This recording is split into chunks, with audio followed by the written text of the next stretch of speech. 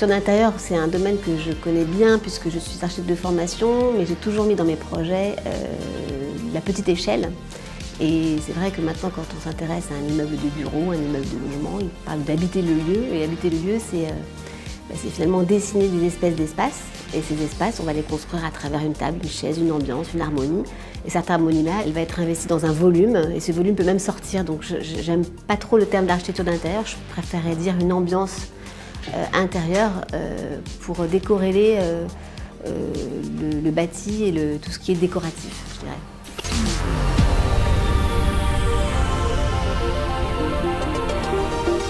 La Défense, je le connais en tant que personne, puisque j'habite pas très loin, et je le connais en tant que professionnel, puisque j'ai eu la chance de rénover quelques actifs, dont quelques tours, et d'aménager des espaces extérieurs. Et c'est pour moi un quartier extraordinaire qui demande à se renouveler et qui représente la densité. La densité, elle peut être bonne, on le sait très bien.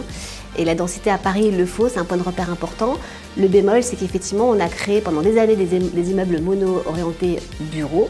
Certains logements, je crois qu'il y a 300 000 personnes qui travaillent jour à la Défense et 50 000 personnes qui habitent à la Défense. Et ces personnes qui y habitent, elles rentrent le soir tard et la journée. Donc ça fait des villes séquencées, matin, midi, soir, et les gens ne se croisent pas. Et donc je pense que c'est un formidable territoire pour investir tous ces usages-là et hybrider les touristes, les badauds, les jeunes, les écoles qui sont aux alentours, les gens qui travaillent et les gens qui y habitent pour pouvoir rendre une ville un peu plus heureuse et moins costard-cravate.